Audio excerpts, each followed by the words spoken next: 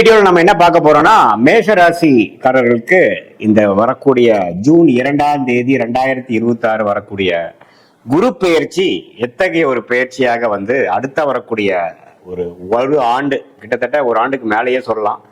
June 26, 2027 தான் பாத்தீங்கன்னா மீண்டும் ஒரு முழுசான ஒரு குரு பெயர்ச்சியாக சிம்மத்துக்கு போறார். இப்போ 2026 ஜூன் 2ஆம் தேதி மிதுனத்தில் இருக்கக்கூடிய குரு கடகத்துக்கு வந்து மேஷராசிக்கு 4ஆம் இடத்தில் ஒரு அருமையான ஒரு சுப கிரகம் 4ஆம் இடத்துக்கு வருகிறார். 10ஆம் இடம் தொழில் ஸ்தானத்தை பார்க்கிறார். 8ஆம் இடம்ங்கிற வருமானம், திடீர் பணவரவு, திடீர் செல்வம், திடீர் அதிர்ஷ்டம், வெளிநாடு பிரயாணங்கள், தூரதேச வெளி மாநில பிரயாணங்களை கொடுக்கக்கூடிய 8ஆம் இடத்தையும் பார்க்கிறார்.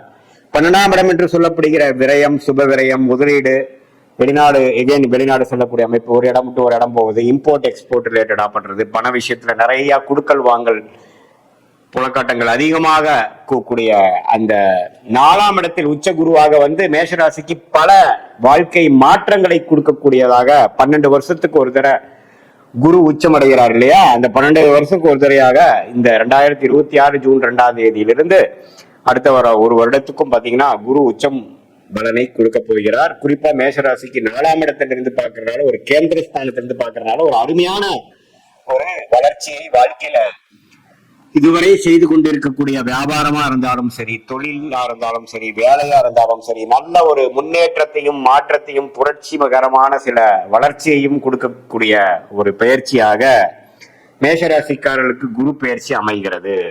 இதுல பாருங்க, அக்டோபர் 31ஆம் தேதியிலிருந்து நவம்பர், டிசம்பர், ஜனவரி 26ஆம் தேதி வரைக்கும் அந்த 3 மாதங்கள், நவம்பர், டிசம்பர், ஜனவரி மாதங்கள் அதிவக்ரமாக குரு கடகத்திலிருந்து சிம்மத்துக்கு போற மாதிரி ஒரு இது கொடுக்கிறார். ஏன்னா அது அதிவக்ரம், வேகமாக போகும் பொழுது அது வந்து சிம்மத்துக்கு போய் பார்க்கிற மாதிரி ஒரு அமைப்பை கொடுக்குது.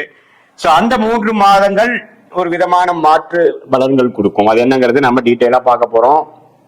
சயின்டிபிக் வேதிக் அஸ்ட்ராலஜி முறையில எதையும் மிகைப்படுத்தாமல் ஒரு கிரகமும் ஒரு மாதிரி இடத்துல இருக்கும் பொழுது எது மாதிரி ஒரு தாக்கத்தை கொடுக்க போகுதுங்கிறது நம்ம சயின்டிபிக் வேதிக் அஸ்ட்ராலஜி முறையில, அறிவியல் சார்ந்த முறையில, ஒளி தத்துவ முறையில பாக்குறோம். எதையும் மிகைப்படுத்தாமல், பரிகாரங்கள் அது மாதிரி விஷயத்துக்குள்ள போகாமல் உண்மையான ஒரு அமைப்பு எப்படி இருக்குன்னு நம்ம துல்லியமா பார்க்க போறோம். ஸோ மேஷராசிக்கு பாருங்க, குரு 4ஆம் இடத்துக்கு வருவது நிறைய முன்னேற்றங்களை கொடுக்குதுங்க.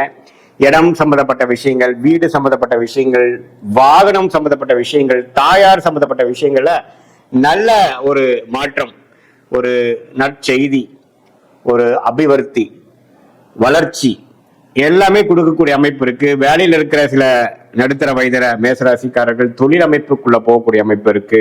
தொழில் ஆல்ரெடி இருக்கிறவங்க வளர்ச்சி பெறக்கூடிய அமைப்பு இருக்கு.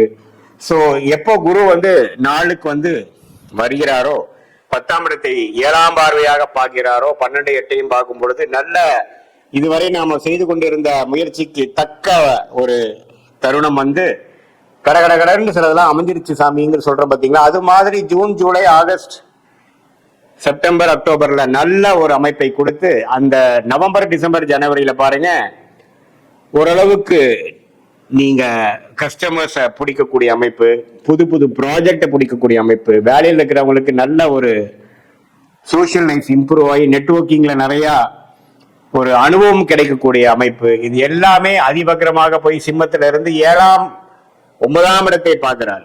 5ஆம் 4ஆம் இடத்துல இருக்கக்கூடிய குரு வந்து 5க்கு போய் 8 பார்த்துட்டு இருந்தவர் 9ஐ பார்க்கும் பொழுது பாக்கியங்களை சில பெறுகிறது. இதுவரை நமக்கு குடும்பத்துல அப்பா விஷயங்கள், குழந்தைகள் விஷயத்துல அவ்வளோ நமக்கு நற்செய்தி இல்லாமல், நல் உறவு இல்லாமல் இருந்தது எல்லாமே கொஞ்சம் போக்கி ஒரு நல்ல பேட்சப் ஆகக்கூடிய அமைப்பு, நல்ல ஒரு அந்யோன்ய விஷயங்கள்ல வளர்ச்சி வரக்கூடிய அமைப்பு, இதெல்லாமே வந்து அதிவக்ரத்துல குரு நவம்பர், டிசம்பர், ஜனவரி போறது நல்லது. அதுக்கப்புறம் பிப்ரவரி, மார்ச், ஏப்ரல், மே, ஜூன் அந்த 5 மாதம் அடுத்த வருடம் பாத்தீங்கன்னா திரும்பி கடகத்துக்கே அவர் வந்து உன்னமே வந்து வெளிநாடு, வெளி மாநிலம், அதே மாதிரி இம்போர்ட் எக்ஸ்போர்ட், படிப்பு விஷயத்துல, உடல்நல விஷயத்துல, தாயார் விஷயத்துல, சொத்து விஷயத்துல எல்லாத்துலயுமே கொஞ்சம் டக்குன்னு சிலதெல்லாம் நடந்துருச்சு, ஒரு முன்னேற்றம் அடைஞ்சது, சில விஷயங்கள் சாதிச்சிட்டேன், இப்ப எனக்குன்னு ஒரு ஐடென்டிட்டி இருக்கு, இதுவரை நான் ஒரு ட்ராக் ரெக்கார்ட் போட முடியாமல் தவித்துக் கொண்டிருந்த நான் இப்போ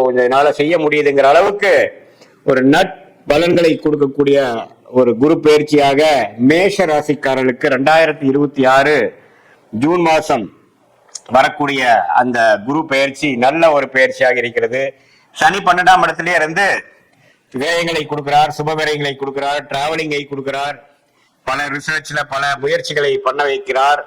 அதே சமயத்துல ராசி அதிபதி ஆகிய செவ்வாய் பெரும்பாலான 2026 ஜூனுக்கு மேல இருக்கக்கூடிய மாதங்களில ஓரளவுக்கு நல்ல அமைப்பிலேயே குருவோட பல நாட்கள் சேர்ந்து இருக்கக்கூடிய அமைப்பு செவ்வாய்க்கு இருப்பதனால், செவ்வாய் தான் மேஷராசியோட அதிபதியாக இருப்பதனால ஓரளவுக்கு மேஷராசிக்காரர்கள் நிம்மதி பெருமூச்சு பெறக்கூடிய காலங்கள் இருக்கு.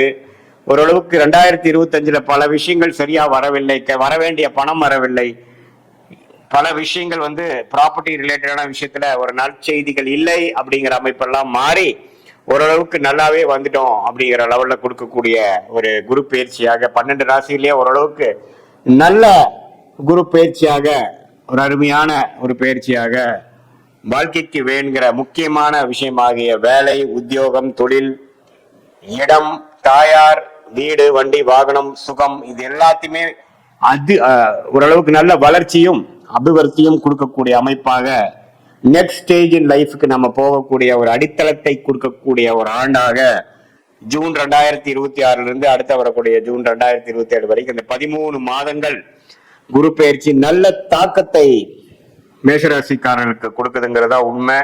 இது பொதுவான பலன்களை தவிர உங்களுடைய ஜென்ம ஜாதகத்தில் உங்களுடைய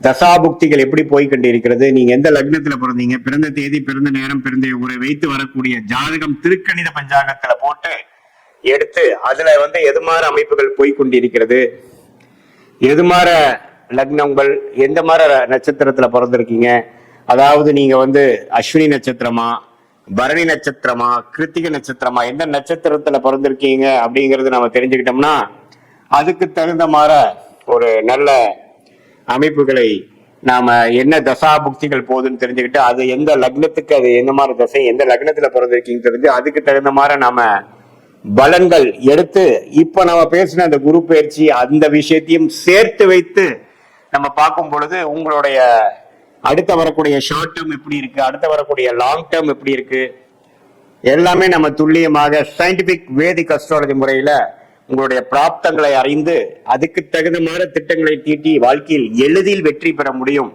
என்று சொல்ல விரும்புகிறேன். மீண்டும் மற்றொரு காணொலியில் சந்திப்போம். நன்றி, வணக்கம்.